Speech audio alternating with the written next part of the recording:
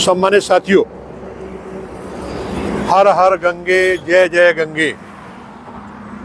सनातन का गर्व कुंभ महापर्व। सम्मानित साथियों, आज की पावन, प्रेरक और प्रेरणादायक प्रसंगावली में हम चर्चा करेंगे कुंभ प्रयागराज में महायोगी, युगदृष्टा, महाअवतार बाबा जी ने कैसे दिए अपने दिव्य दर्शन। ये प्रकरण पूर्व कुंभों का है और मैं ये भी बताना चाहूँगा कि परम सिद्ध संत और पद्म विभूषण अलंकार से अलंकृत श्री एम जी, जो आजकल कुंभ में शिविर कर रहे हैं, अपने प्रवचनों से लोगों को लाभान्वित कर रहे हैं, उन्होंने ही अपने जीवन के युवावस्था के जो प्रसंग बताए हैं महाअवतार बाबा जी के संदर्भ में, वो आपके सामने साझा करने जा रहे हैं। श्री एम जी ने बताया कि ये कालखंड था जब हम युवा थे और हमारे गुरु थे महेश्वर नाथ जी। तो मेरी परम इच्छा थी कि महाअवतार बाबा जी से मिलें, वो टालते रहे।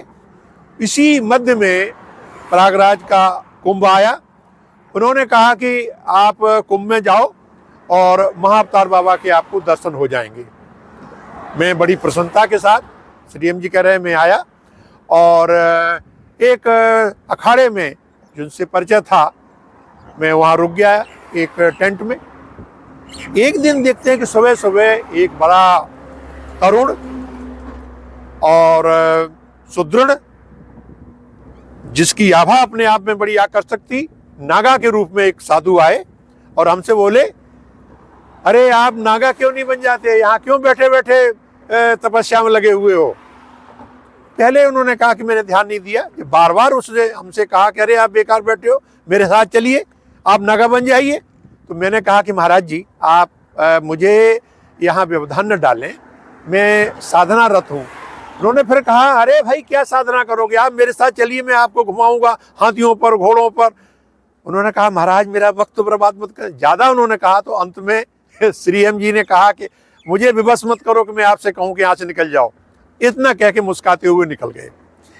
3-4 दिन बाद महाअवतार बाबा का इस प्रसंग जब ये भूल गए तो महेश्वर नाथ जी पहुँचे। उन्होंने कहा, क्यों भाई, तुमने नागा बाबा को क्यों डांट दिया। उन्होंने कहा, महाराज ऐसे अरे बोले वो महाअवतार बाबा थे। उन्होंने मुझसे कहा कि तुम्हारा शिष्य अभी बिल्कुल अनाड़ी है, उसने मुझे बिल्कुल पहचानने की कोशिश नहीं की, मैं तो इसलिए गया था। श्री एम जी को बड़ा पश्चाताप हुआ। फिर कहा कि महाराज जी फिर कोई व्यवस्था करो। कुछ समय बीता और कुछ वर्षों के बाद फिर उज्जैन में कुंभ था। उन्होंने फिर प्रार्थना की कि महाराज इसमें हमारी भेंट हो जाए, ऐसा कुछ संयोग बनाएं। उन्होंने कहा, आप जाइए, आपको अवश्य दर्शन हो जाएंगे। श्री एम जी कहते हैं कि हम उज्जैन में आए और अपना मंदिर के पास जो महाकाल है, एक छोटी सी कुटिया बना के रहने लगे और कुंभ में जाया करते थे। एक दिन मुझे ऐसा आभास हुआ कि आज हमें महाअवतार बाबा के दर्शन हो जाएंगे।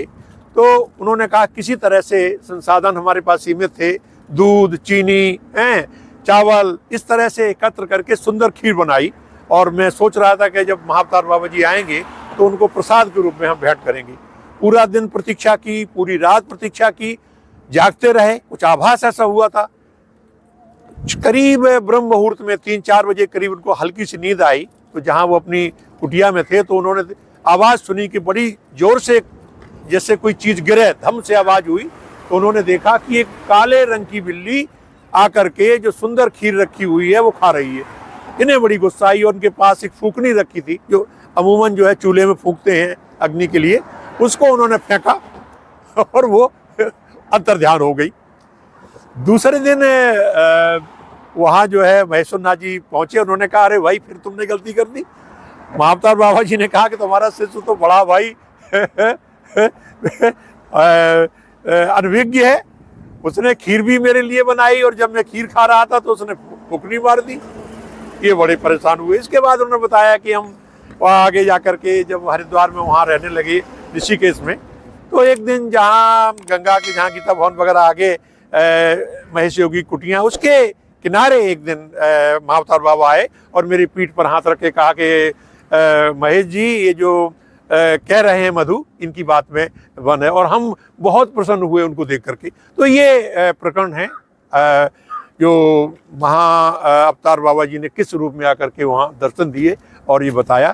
तो ये आपके सामने मैंने जो श्री एम जी ने सत्य घटना बताई उसका विवरण प्रस्तुत कर रहे हैं, और आशा है कि आगे की फिर किसी तरह कड़ी कि कुंभ के द्वारा लोगों को क्या लाभ हुआ, कैसे लोगों की अनुभूतियाँ हुई, कुछ चर्चा इस तरह करेंगे। आज बस यही, तो बस सादर अभिवादन। जय हर हर गंगे, जय श्री गंगे।